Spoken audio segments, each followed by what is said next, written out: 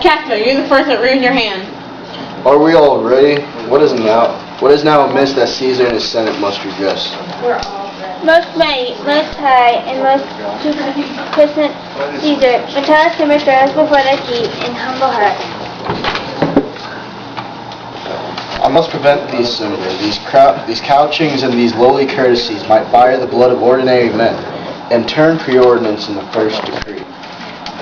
And to the law of children, be not fond to think that Caesar bears such rebel blood that will be thawed from the true quality.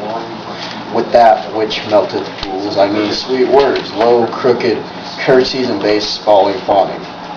Thy virility by decree is banished. If thou dost bend and pray and fawn for him, I spurn thee like a cure out of my way. No Caesar doth not wrong, nor cause will he be satisfied. Is there no voice more worthy than thy own, to sound more sweetly and great to his ear, for the repelling of my banished brother? I kiss thy hand, but not in flattery, Caesar, desiring thee that Publius Cimber may have an immediate freedom of repeal. What Brutus? Pardon, Caesar, and Caesar pardon. As low as thy foot dug Cassius fall to beg enfranchisement for Publius Cimber. I could be well moved if I were at you. If I could pray to move, prayers would move me. But I am constant as the northern star, those true fixed and resting quality. There is no fellow in the firmament.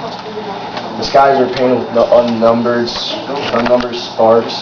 They're all fire, and every one doth shine, but there's but one, and all doth hold his place.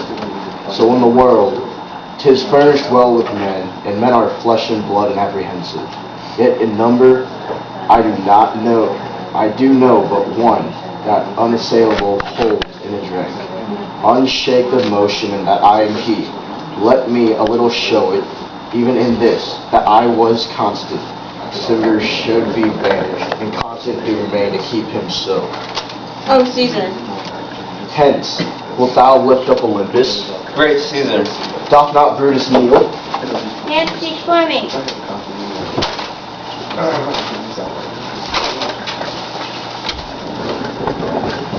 Et tu, Brute. Then false Caesar. Liberty, freedom, tyranny is dead. Run hence, proclaim cry about the streets. Summon to the common pulpits and cry out, liberty, freedom, and enfranchisement. People and senators, do not be afraid. Why not? Stand stiff. Ambition's debt is paid. Go to the senators. And Cassius too. Where's Publius? Here, quite confounded with mutiny. Stand fast together, lest in front of Caesar should chant. Talk not of standing, Publius. Good cheer. There is no harm intended to your person, nor to no Roman else. So tell them, Publius. And leave with Publius, lest that people rushing on us should do your age the mischief. Do so, and let no man abide this deed, but we the doers. Where is Antony? Fled to his house of maids. Men and wives and children stare, cry out and run as they were doomed to death. Faith, we will know your pleasures, that we shall die. We know. 'Tis but up the time upon, and drawing days out that men stood upon.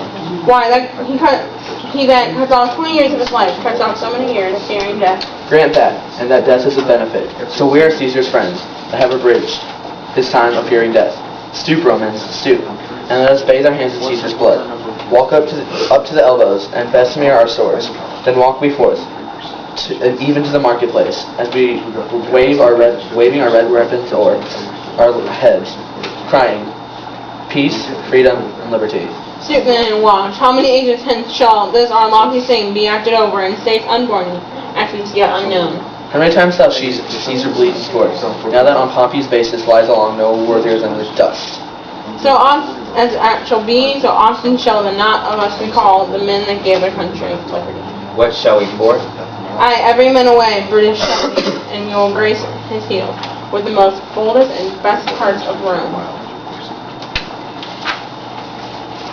Soft. Who comes here? A friend of Antony's? Thus Brutus did my master bid me kneel.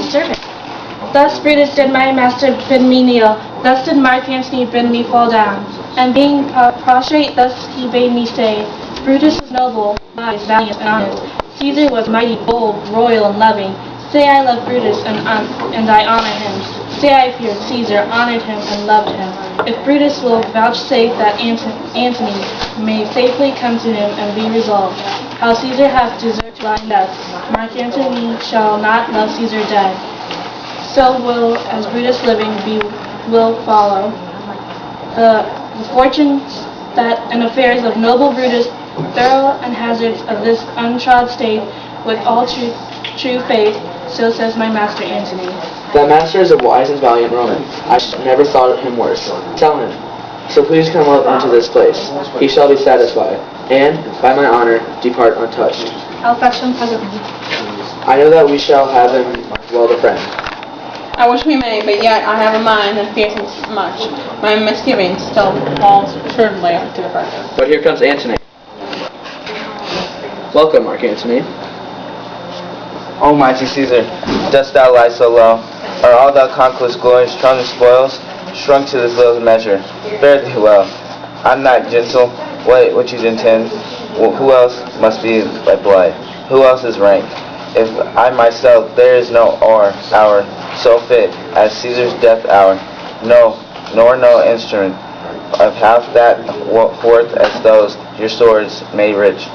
With the most noble blood of all of this world, I do beseech ye, if ye bear me hard, no, lest your purple hands do reek and smoke, fulfill your pleasure, live 1,000 years.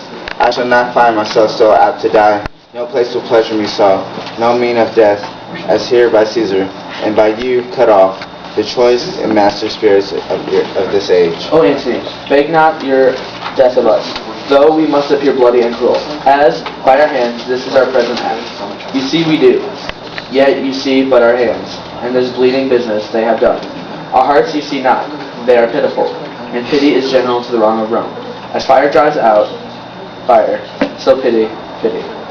Hath done this deed on Caesar, for your part, our swords have leaden points, Mark Antony. Our arms, in strength of malice, and our hearts, of brother's temper, do you receive in, with all kind love, good thoughts, and reverence. Your voice shall be as strong as any man's in destroy the unneeded dignities. Only be patient till we have appeared this multitude, besides themselves with fear, and then we will deliver you the cause. Why I, that did love Caesar, when I struck him, have thus proceeded. I doubt not of your wisdom. Let each man render me his bloody hands. First, Marcus Brutus, I will shake with you. Then, Cassius Cassius, do I take your hand. Now, Decius Brutus, yours, and yours, Metellus, yours, Cinna, and my valiant casket, yours. Though last, not last in love, yours, get your Romans. Gentlemen, all alas, what shall I say? My courage now stands on such slippery ground, that one of two bad ways you must incite me, either a coward or a flatterer. That I did love thee, O Caesar of true. If then thy spirit look upon us now, shall it not grieve thee dearer than thy death, to see thy Antony making his peace, shaking the bloody fingers of thy foes, most noble in the presence of thy corpse? Had I as many eyes as thou hast wounds, weeping as fast as they stream forth thy blood, it would become me better than to close in terms of friendship with thy enemies. Pardon me, Julius. Here wast thou brave heart, where didst thou fall? And here thy hunter stand, sign in thy spoil, and crimson in thy wreath. O world, thou the course to this heart, and this, indeed, O world, the heart of thee, how like a deer struck in by many princes, dost thou lie here.